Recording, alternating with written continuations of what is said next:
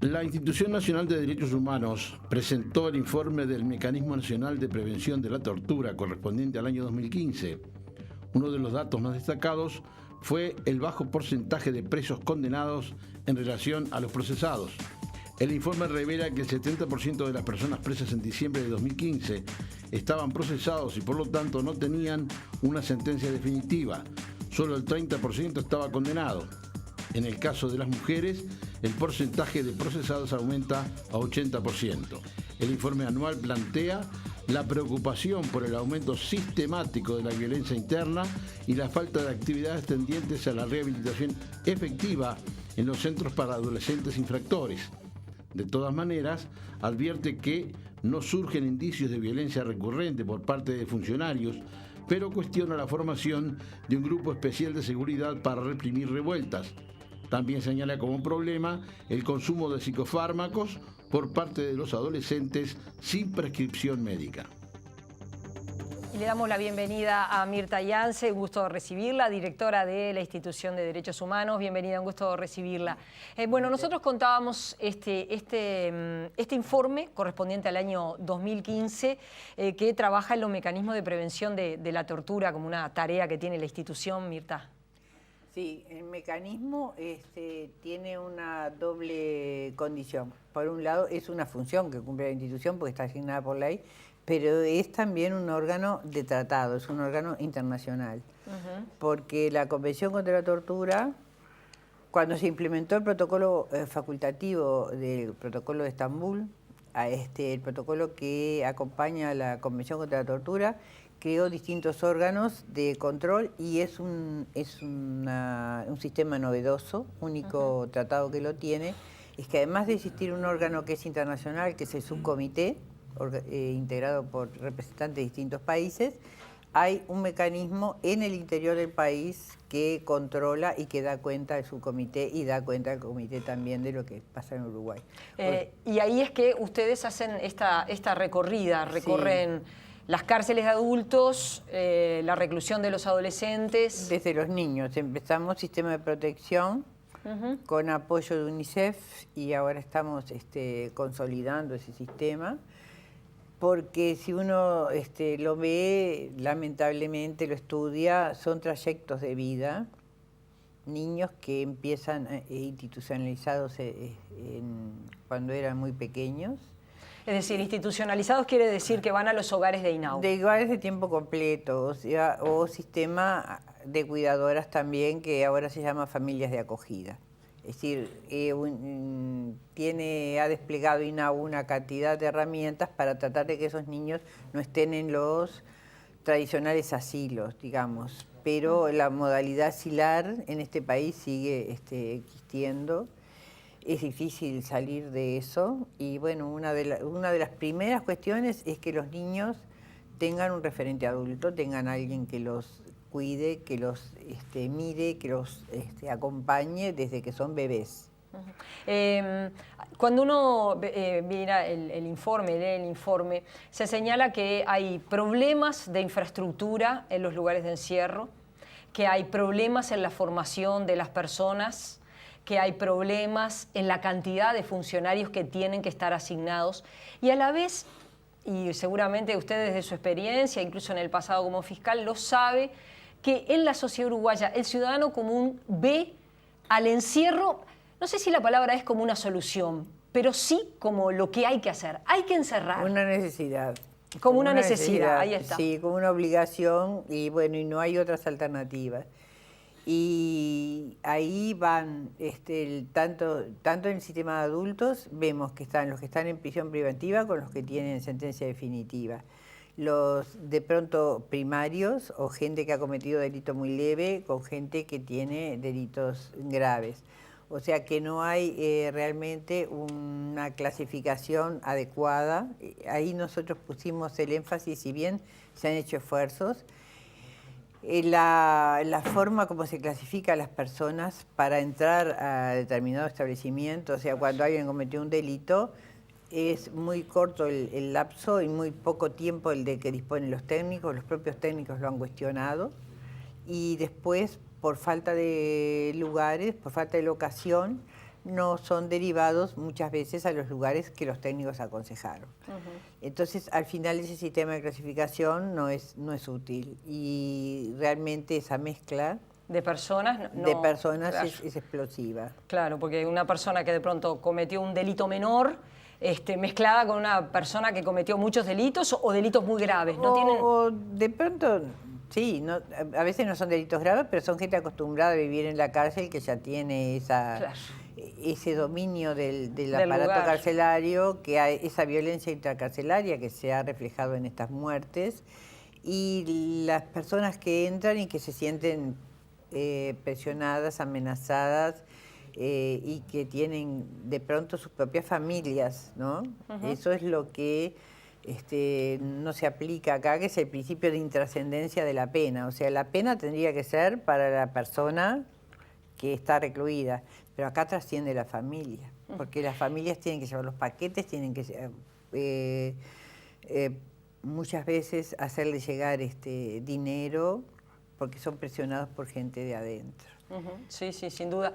Ahora, ¿hay alternativas a la prisión, a este encierro? Porque eso seguramente es lo que la gente se pregunta. Bueno, pero ¿se puede hacer otra cosa que no tenerlos encerrados? En otros países sí, por supuesto existe y han funcionado con gran éxito. Ustedes verán en países, bueno, no es lo mismo, supuestamente, no vamos a trasladar realidades, pero hay países en Europa que están cerrando cárceles porque no tienen ya gente para poner. Pero quiere decir que puede haber un sistema de seguimiento, de acompañamiento, pero que no sea meramente custodial, sino que a la gente se le dé herramientas para poder insertarse en la sociedad.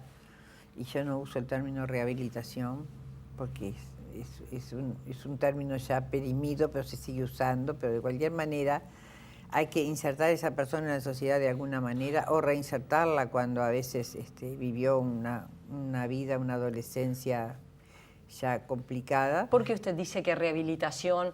Yo lo estuve hablando con el director de Punta de Rieles, Luis Parodi, aquí en esta mesa de trabajo, y él también ha dicho que él no está de acuerdo con este término de rehabilitación. ¿Por qué es que las personas, en definitiva, ustedes son expertos, son técnicos que trabajan en estos temas? ¿Por qué ustedes dicen que está mal concebido? Porque, a ver... Ya partimos de un tema de discriminación. Esa persona está excluida de la sociedad y hay que darle los valores y pautas que la sociedad indica. Ahora, ¿cuáles son esos valores, pautas? En realidad, lo que la gente hay que darle herramientas para que se maneje en la sociedad. Y muchas veces lo que se le da, yo sé que hay cárceles en las que se está trabajando y en las que se le da, por ejemplo, Punta Rieles son experiencias piloto, pero las experiencias piloto no reflejan lo que es la realidad del resto del sistema carcelario. Esas personas que están en ese tipo de experiencias se le dan herramientas para que después se manejen en la sociedad. Y hay que trabajar el egreso, sobre todo el egreso, que no se trabaja en adolescentes, por ejemplo. Sí, cuando hicimos un programa precisamente dedicado a la rehabilitación en las cárceles, y uno de los problemas que se veía es que la cantidad de presos que hay, que son muchísimos, más de 10.000 en nuestro país, ¿qué pasa cuando estas personas, que además en su gran mayoría son personas muy jóvenes, qué pasa cuando estas personas salen en libertad? No tienen herramientas de saber qué hacer con su vida. Y eso hace que vuelvan necesariamente a delinquir. No hay como una cuestión como intermedia entre la cárcel y la vida cotidiana común y corriente. No hay preparación para el egreso. Existía antes el patronato de encarcelados y liberados.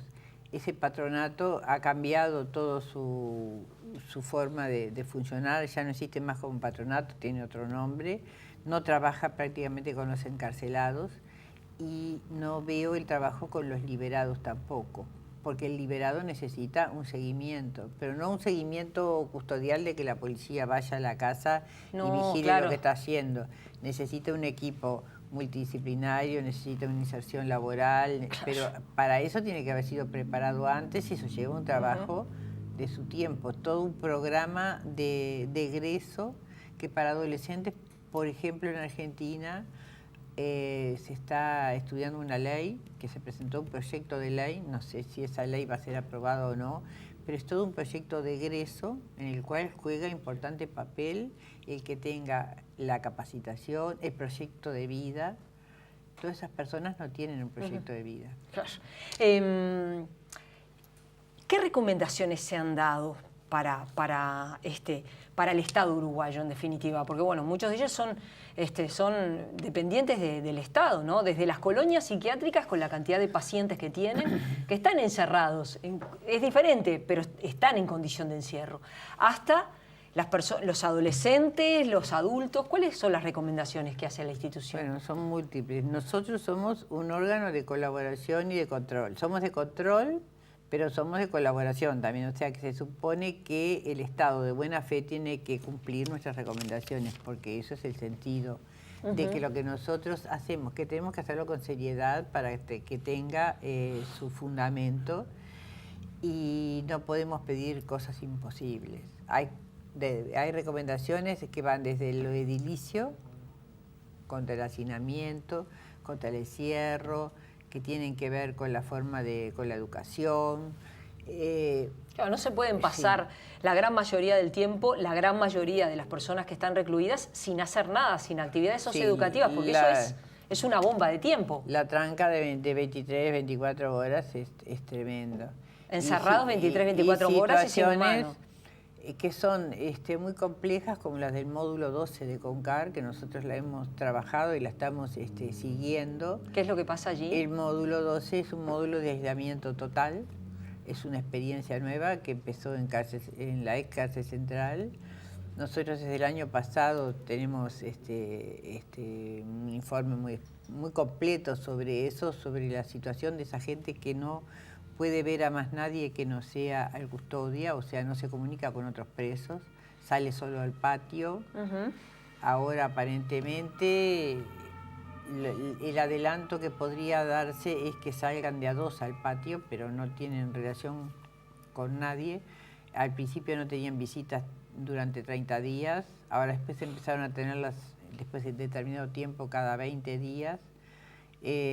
Son determinadas personas que los pueden visitar de a una, o sea, no puede. ¿Y a ustedes les parece que no es una experiencia positiva ese módulo de encierro? Infringe todas las normas nacionales, internacionales. Empezamos en la Constitución y terminamos en las convenciones y en las reglas de Mandela. El aislamiento internacionalmente está prohibido. Está prohibido. Y en el Uruguay se está aplicando en el módulo 12 del CONCAR, desde el año pasado. Desde el año pasado empezó en Cárcel Central y se construyó el módulo 12 especialmente para eso. Nosotros estamos trabajando en eso. Son los temas que hemos priorizado, que son el módulo 12, los módulos del CONCAR que tienen hacinamiento. Sí, con los que estuvimos conversando con Petit, que son el 8, el 10, el 11. Son muy graves las situaciones de violencia intracarcelaria. La cárcel de Canelones en determinadas... Y las Rosas. Las Rosas y las mujeres, el tema del traslado que se produjo del Molino, las condiciones en que van a estar ahora, niños en una cárcel con sus madres. Es una situación muy grave. Sí, muy grave. Fueron trasladadas del Molino a la unidad número 5 y están en peores condiciones. Obviamente un niño no puede estar en una cárcel, una madre con un niño. En el Molino nunca hubo motines ni situaciones como sucede en una cárcel. Una cárcel de por sí ya tiene el griterío, el golpeteo, lo normal en una cárcel, ¿no? Normal, entre comillas, pero es lo que sucede en una cárcel. Tampoco vamos a eludir la realidad de la cárcel. Esos niños, por más que estén en otro piso, tienen eso. Quiere decir que son situaciones bastante complicadas. Sí, las habitaciones, tenemos fotos, las vamos a subir en estos días. Las fotos de las Nosotros condiciones. tenemos todos los informes de 2016, que me faltó decirlo, y ahora la colega de ustedes, Mirta Vilas, es la encargada de prensa y se está ocupando de que nuestra página web esté en forma... Y está muy bien, está muy bien. Y ahora que los informes nuestros estén todos, creo que hay uno que se desfasó en fecha, pero están todos los informes últimos. Hay alguna visita que puede no tener informe, pero quiero que quede claro que nosotros visitamos todas las semanas. Que hay inspección. Todas las semanas, en todos los tipos de establecimiento. Y a veces salimos, por ejemplo, en excursión a Maldonado y se visita desde protección hasta cárcel. No la quiero dejar ir sin comentar la declaración con fecha de 8 de octubre. La Institución Nacional de Derechos Humanos y Defensoría del Pueblo de Uruguay hace un llamado público por la situación del señor Shihab Diyab, por la situación del refugiado que sigue en huelga de hambre, que está en una situación de salud muy precaria, que está pidiendo que el Estado uruguayo le conteste la petición que le había formulado. ¿Qué pidió? Él pidió que el Estado uruguayo clarifique su situación, si puede salir del país, que sencillamente le dé unas cartas o unos documentos que le indiquen que él puede salir del país y que él después, o el grupo de gente que lo rodea, conseguiría un lugar a donde él ir. Ahora, él puede salir del país. Recuerdo que cuando ocurrió este hecho se señalaba que ellos tenían el compromiso de estar 2 años en el Uruguay y recién después podían salir. Quiere decir que hoy no estaría pudiendo salir de Uruguay. Bueno, eso no podría ser así, porque no debe ser el estatuto del refugiado, él podría salir en cualquier momento. Pero aparentemente hay algún obstáculo que es lo que él está pidiendo que el Ministerio de Relaciones Exteriores, el gobierno uruguayo, le dé una respuesta. En realidad es una situación que humanitariamente nos tiene preocupadísimos. Estuvimos el sábado con él, está ya en estado muy crítico. Se ha dicho por muchos lados, se ha dicho, bueno, pero el Estado uruguayo ha hecho todo. Le ha dado todas las herramientas, lo que pasa que ningún país árabe, que es donde él quiere ir, ningún país árabe lo quiere recibir. Bueno, en este momento lo que le está pidiendo es que el Estado uruguayo le diga que puede salir, que no tiene impedimento para salir. Es lo que está pidiendo. O sea, lo que él está pidiendo ahora es que le contesten sus cartas, sus notas y que le den una respuesta. En realidad, lo que nosotros aspiraríamos es, como institución, porque así lo manifestamos, es que haya un acercamiento, que el Estado uruguayo o cualquier autoridad nacional o internacional colabore en que haya un acercamiento entre las partes y que él pueda tener como una esperanza para cesar esa huelga de hambre y en este momento empezar a ingerir líquidos o su vida corre serio peligro. Ya la está corriendo, de hecho. Si Diyab muere en nuestro país, ¿hay una responsabilidad del Estado uruguayo? Bueno, yo sobre eso no me voy a pronunciar. Digo, llegado su momento, veremos a ver si hay algún pronunciamiento de la institución. ¿Y desde la institución se le ha pedido al Estado uruguayo que efectivamente le responda a Diyab su pedido? Esto es lo último que hicimos, porque el pedido de Diyab lo conocimos después, pero hemos tenido reuniones con diversas instituciones y con el propio Ministerio de Relaciones Exteriores y con la CORE para tratar de que esto llegue a buen fin. Quiere decir que el Estado uruguayo le responda lo que Diyab está preguntando. Esto es lo último que nosotros hicimos. Gracias por haber venido. La seguimos en cualquier momento. Nosotros continuamos en la mañana.